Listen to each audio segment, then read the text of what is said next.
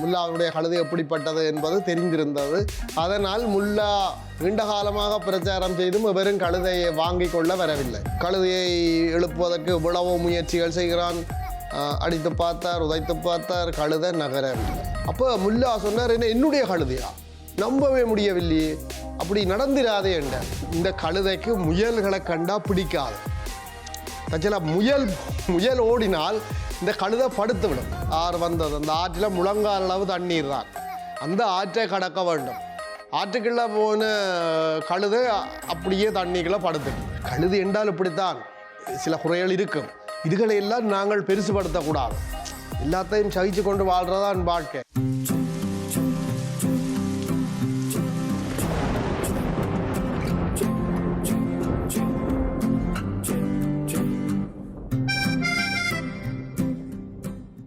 உலகெங்கும் வாழும் ஐபிசி நேயர்களான தம்பி தங்கைகளுக்கு இனிய வணக்கங்கள். நாங்கள் கதை கதையாம் காரணமாம் என்ற நிகழ்ச்சி வாயிலாக உங்களை சந்தித்து வருகின்றேன். அந்த வகையில் இன்றும் ஒரு நல்ல கதையோடு வந்திருக்கின்றேன். இந்த கதை முல்லாவினுடைய கதைகள் உள்ள கதைதான். அந்த கதையினுடைய பெயர் குறையில்லாத கழுதை என்பது.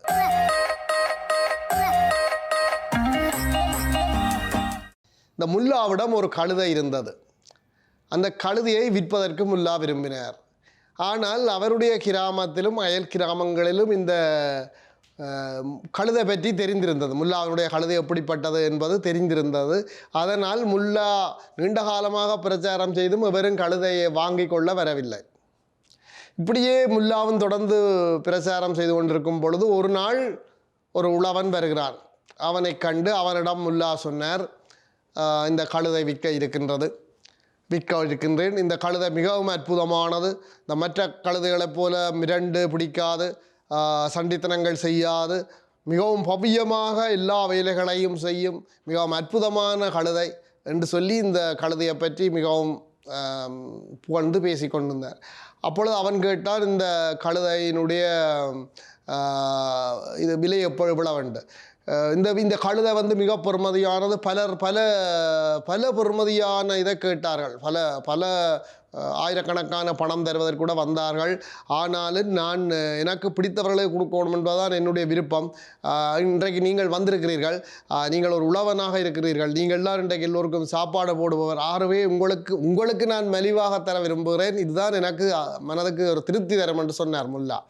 அப்போ முல்லா அவனுடைய இந்த இனிமையான வார்த்தைகளில் அந்த உழவனும் மயங்கி விட்டார்.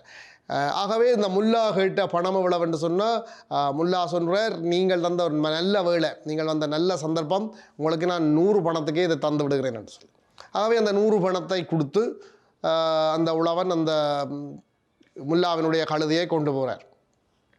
கொண்டு போய் சிறு தூரம் போய்கொண்டிருக்கையில் இந்த கழுதை படுத்து விட்டது. கழுதையை எழுப்புவதற்கு இவ்வளவோ முயற்சிகள் செய்கிறான். அடித்து பார்த்தார், உதைத்து பார்த்தார், கழுதை நகரவில்லை.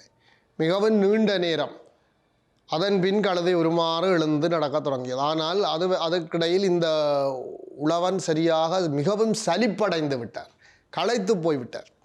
அப்போ அவர் திரும்ப வந்தார் முல்லாவிடம் கழுதையை கொண்டு வந்தார். வந்து சொன்னார், முல்லா அவர்களே, நீங்கள் இந்த கழுதையை என்ன மாதிரி எல்லாம் புகழ்ந்து சொன்னீர்கள், அற்புதமான கழுதை என்றீர்கள். நான் அதை நம்பினேன், வாங்கினேன். ஆனால் இந்த முல்லா நீங்கள் தந்த கழுதை இந்த பாதையிலே படுத்து விட்டதே என்று. அப்போ முல்லா சொன்னார், என்னுடைய கழுதையா, நம்பவே முடியவில்லையே, அப்படி நடந்திராதே என்றார். இல்லை, நான் பொய்யா சொல்லுகிறேன் முல்லா, இது நடந்தது உண்மை. ஊரவர்கள் பழியிலே வந்த பலரும் பார்த்தார்கள், உங்களுடைய கழுதை படுத்து விட்டது, அது நகரவே இல்லை அதன் பின்னர் என்று.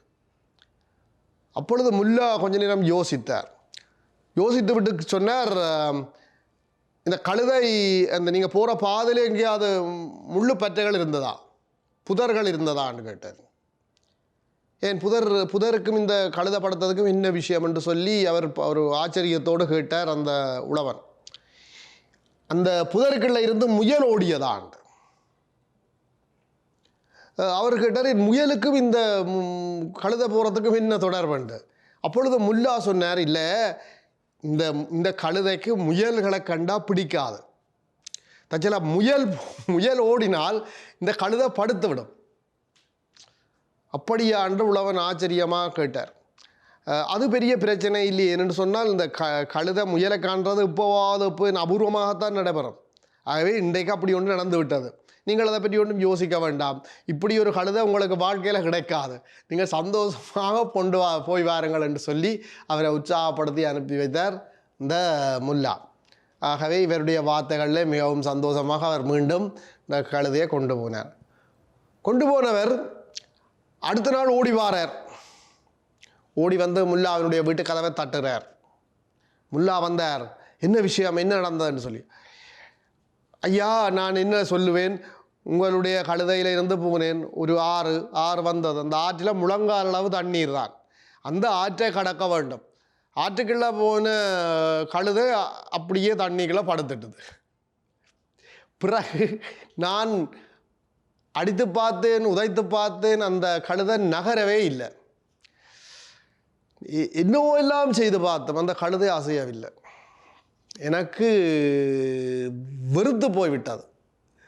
என்ன செய்வதென்று தெரியவில்லை என்றார். முல்லா சொன்னார், அப்படியா, அமைதியாக சொல்லு, அவசரப்படாத, ஒரு ஒரு இது விஷயம் இல்லை. என்ற கழுதை படுத்துட்டுது. அந்த அந்த தண்ணி இருக்குல்ல, அதுதானே விஷயம். அதில் நான் ஒரு விஷயம் எனக்கு சொல்ல மறந்து போனேன். என்னென்னு சொன்னால், இந்த முயல்களை என்ன மாதிரி இந்த கழுதைக்கு பிடிக்காதோ அதே மாதிரி இந்த கழுதைக்கு மீன்களை கண்டா பிடிக்காது. அப்போ நீ ஆற்றுக்குள்ள கொண்டு போய்க்குள்ள இந்த மீன்களை கண்டிருக்கும் தானே. அப்போ மீன்களை கண்டுட்டு தான் இந்த கழுதை படுத்திருக்குது. கழுது என்றால் இப்படித்தான் சில குறைகள் இருக்கும். இதுகளை எல்லாம் நாங்கள் பெருசுபடுத்தக்கூடாது. எல்லாத்தையும் சகிச்சு கொண்டு வாழ்கிறதான் வாழ்க்கை. ஆகவே நீ இந்த பொறுமையாக உனக்கு கிடைச்ச இந்த அற்புதமான கழுதையை பயன்படுத்தி சந்தோஷமாக உன்னுடைய வாழ்க்கையை அமைக்க வேண்டும். அதோட இன்னொரு விஷயம் சொல்கிறேன், இந்த அடிக்கடி வந்து எனக்கு தொல்லை தராது. நான் உனக்கு கழுதையை விற்று போட்டேன், நீயும் காசு வந்துட்ட. ஆகவே இந்த அற்புதமான கழுதையை பயன்படுத்தி இனி சந்தோஷமாக வாழ வேண்டியது உன்னுடைய பொறுப்பு என்று சொல்லி போட்டு முல்லா வீட்டுக்குள் சென்று விட்டார். இப்பொழுது உழவன் சிந்தித்தான், இந்த முல்லாவினுடைய பேச்சை நம்பி எவ்வளோ தூரம் நான் ஏமாந்து போனேன், என்னுடைய பணத்தை இழந்து போனேன். இனி இந்த கழுதை என்ன செய்கிறதுன்றது அடுத்த பிரச்சனை. பணம் போனது ஒரு பிரச்சனை, இந்த கழுதை என்ன செய்கிறதுன்றது அடுத்த பிரச்சனை. கழுதைக்கு சாப்பாடு போட்டு கொண்டிருக்கணுமே, அது அடுத்த பிரச்சனை. ஆகவே என்ன செய்வதென்று சொல்லி தலையில் அடித்து கொண்டு போனான் என்று கதை.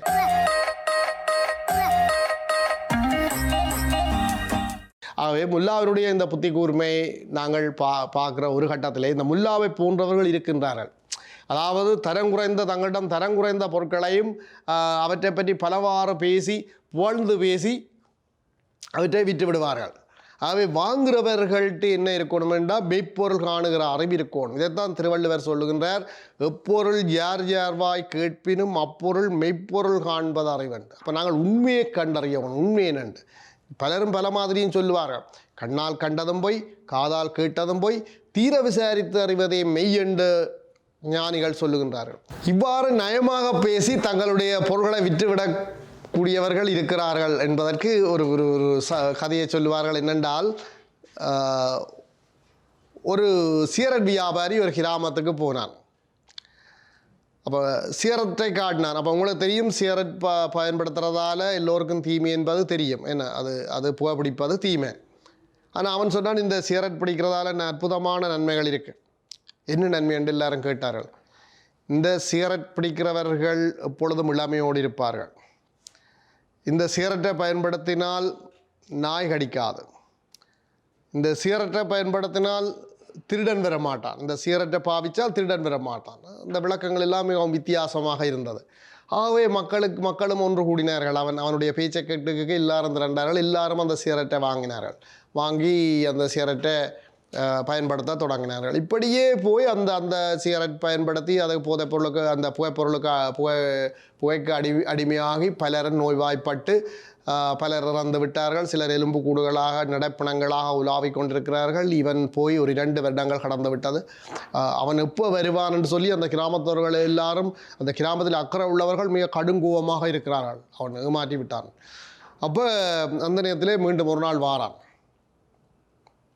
எல்லோரும் சுற்றி வளைத்து விட்டார்கள். நீ எங்களை ஏமாற்றி விட்டாய் என்று சொன்னார்கள். ஐயோ, என்ன நான் ஏமாற்றேன் உங்களை என்று? நீ தானே சொல்லி எங்களுக்கு சிகரெட் தந்த, நீ என்னென்று தந்தாய்? நாய் கடிக்காது, திருடன் வரமாட்டான், முதுமை வராது, இப்படியெல்லாம் நீ சொன்னாய். ஏன் எங்களை ஏமாத்தினாய் அவன் சொன்னான், நான் ஏமாத்தவில்லை, நாய் கடிக்காது, நான் சொன்னது உண்மை. ஏனென்றால் நீங்கள் இந்த சிகரெட் பற்ற தொடங்கினால் நீங்கள் பிறகு உங்களுக்கு ஒரு பொல்லு தேவைப்படும். பொல்லு பிடிச்சி தான் நடப்பீங்க காலப்போக்கில். அப்போ பொல்லு பிடிச்சி நீங்கள் நடக்கல நே கிட்ட வராது, கையில் பொல்லு இருக்குன்னு சொல்லி நே வராது உண்டு. அப்போ நீங்கள் அடுத்த விஷயம் நீங்கள் வீட்டில் எப்பவும் இருமி கொண்டு தான் இருப்பீங்கள், இரவிரவாக இருமி கொண்டிருப்பீங்கள். அப்படி இருமி கொண்டிருந்தால் ஆள் விழிப்பாக இருக்கிறாருன்னு சொல்லி திருடன் வர மாட்டான். வீட்டுக்காரன் விழிப்பாக இருக்கிறாருன்னு சொல்லி திருடன் வர மாட்டான். இவ்வாறு நீங்கள் இளம் வயதிலேயே இந்த சிகரெட் பயன்படுத்தினால் நீங்கள் இறந்து விடுவீர்கள். இறந்தால் உங்களுக்கு முதுமை வராது, முதுமை பருவத்தை அடைய மாட்டீர்கள். அப்போ என்ன உங்களுக்கு முதுமை வரும் என்று விளக்கம் கொடுத்தான் என்று சொல்லி ஒரு கதை இருக்கின்றது. ஆகவே நாங்கள் உண்மையை கண்டுபிடித்து மெய்ப்பொருளை கண்டறிந்து எங்களை காத்து கொள்ள வேண்டும். இந்த சமூகத்தில் தங்களுடைய சுயநலத்துக்காக எங்களை சுரண்டக்கூடியவர்கள் இருக்கிறார்கள். நாங்கள் எங்களுடைய புத்தியினால தான் அந்த உண்மையை கண்டு எங்களை காத்து கொண்டு வாழ வேண்டும் என்பதை கூறி மீண்டும் இன்னொரு நிகழ்ச்சி வாயிலாக உங்களை சந்திப்போம். உங்களிடமிருந்து விடைபெற்றுக் கொள்வது யாழ்ப்பாணம் உரும்பிராயிலிருந்து இரா ஜெயக்குமார்.